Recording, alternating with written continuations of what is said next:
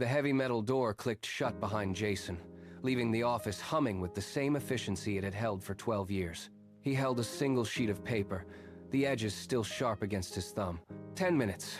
That was all it took to dismantle a decade of his life. He walked down the corridor, his footsteps echoing against the linoleum, each step feeling heavier than the last. He carried a cardboard box containing a stapler, a chipped mug, and the scattered remnants of a daily routine that no longer existed. He paused at the glass exit doors, watching his former colleagues move behind their monitors, oblivious to the fact that his history in that building had just been erased. He pushed through the doors and stepped into the cooling afternoon air. The parking lot stretched out before him, a vast expanse of asphalt filled with rows of vehicles that would still be there tomorrow.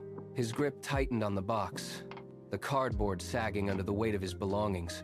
He reached his car, dumped the box onto the passenger seat, and stared at the steering wheel. The silence of the car was absolute, a sudden, suffocating void where the noise of the office used to be. He turned the key. The ignition clicked, sputtered, and died. He turned it again. The engine groaned, a hollow, metallic protest that echoed through the quiet parking lot.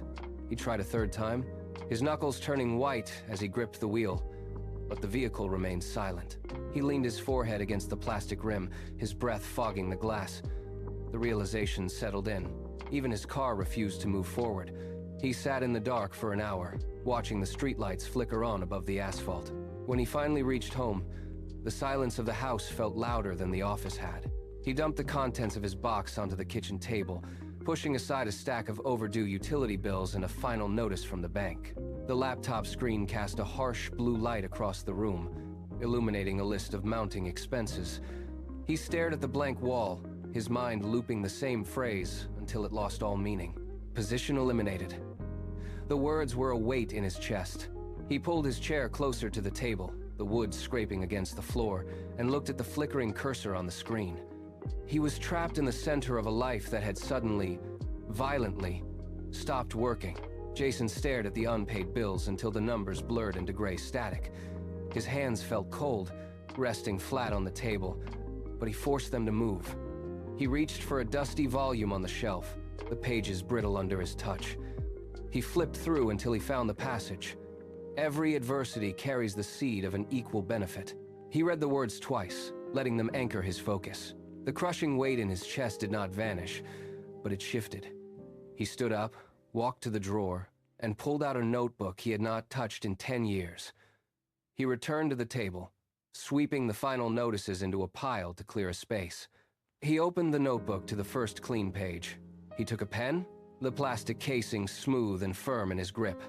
He began to write. It started with a single word, then a sentence, then a rough diagram of an idea he had kept hidden in the back of his mind through a decade of corporate meetings. The room felt different now. The silence was no longer empty. It was waiting.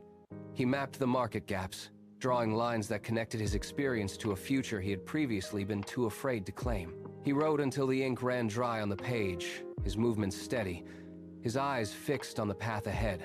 The pen moved across the paper, carving out revenue models that defied his old corporate logic. He skipped dinner. He skipped sleep. When his eyelids grew heavy, he splashed cold water on his face and returned to the desk.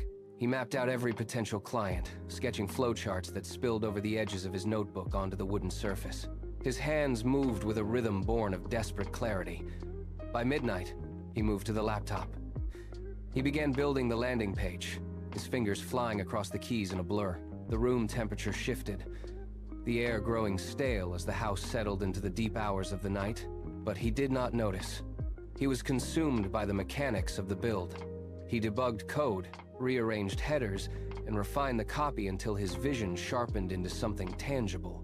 The screen glowed white in the dark, reflecting in his eyes.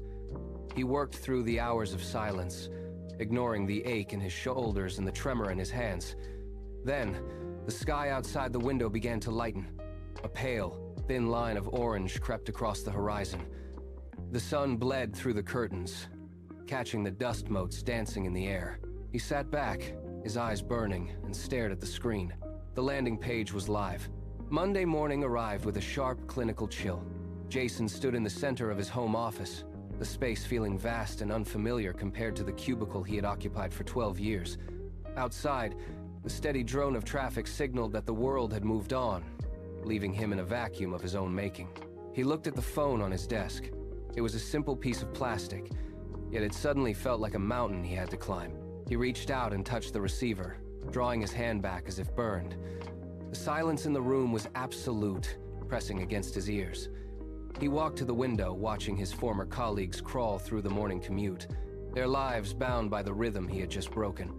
He turned back to the desk, his movements deliberate. He needed to bridge the gap between his plan and reality.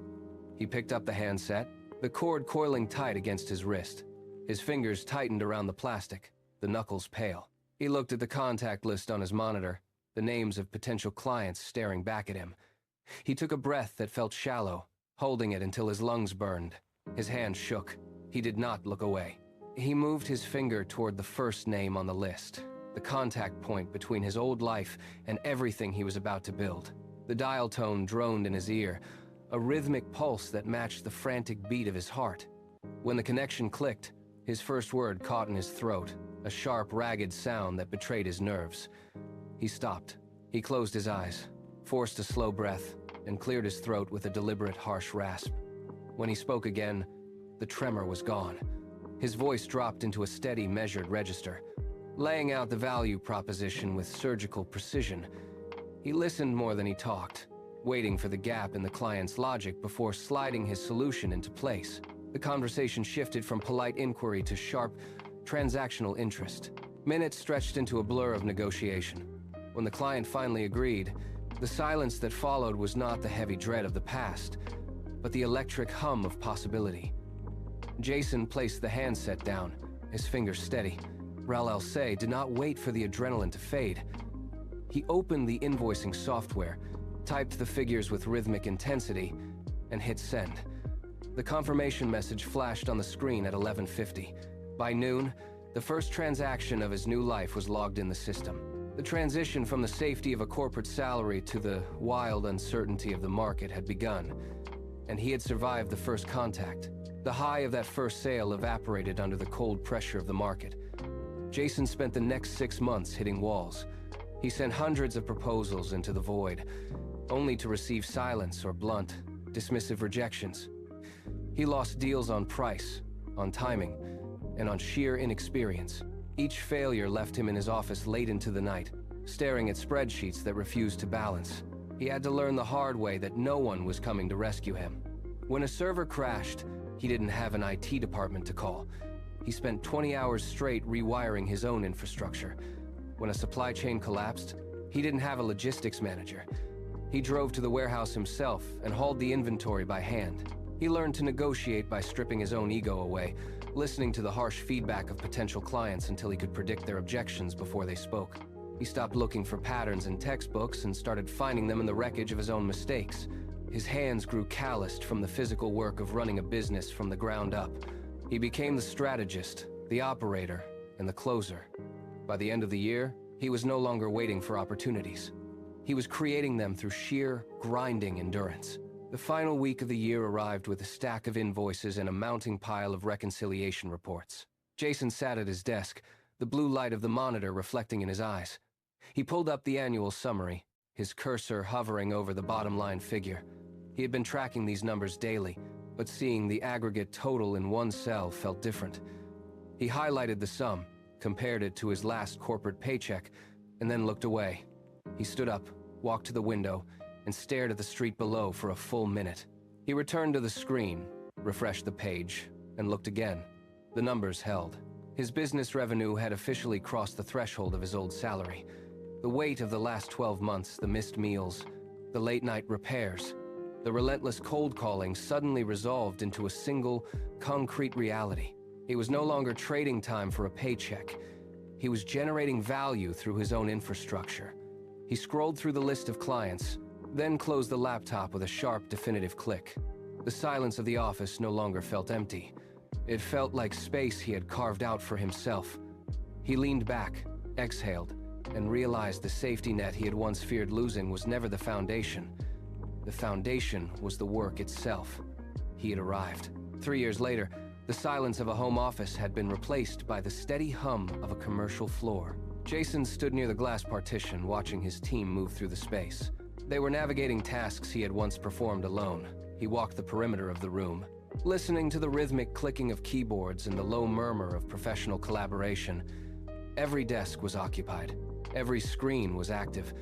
He stopped at the center of the office, his hand resting on the back of a chair, and looked out toward the city skyline. The scale of this operation was not an accident. It was the result of thousands of small, forced decisions made in the wake of his termination. He watched a lead project manager walk toward his door with a stack of signed contracts. Jason nodded, took the documents, and laid them on his desk. The space felt solid, grounded, and permanent. He turned back to the window, seeing the reflection of his employees working behind him. He had moved past the stage of survival. He was no longer just filling a market gap. He was architecting a system that functioned independently of his own hands. The transition was complete. A young entrepreneur approached him, gesturing at the bustling office floor with a look of cautious curiosity. "How did you handle that first Friday?" the younger man asked. Jason turned, his gaze drifting toward the glass. He pointed to the window, looking out at the city where his career had once collapsed. "I thought my life ended that day," Jason said. "I was wrong. That was the day my life finally started." He watched the younger man process the words, the silence between them filled by the steady rhythm of the office. Jason realized then that the setback did not define him. His response to it did. He had turned the silence of a lost job into the roar of a growing enterprise. He chose to build when others would have walked away. He walked to the desk, picked up a pen, and looked back at the team. The safety net had vanished years ago, but he had found something more durable. He had learned how to fly. He turned back to his work, the past no longer a weight, but a foundation for everything still to come.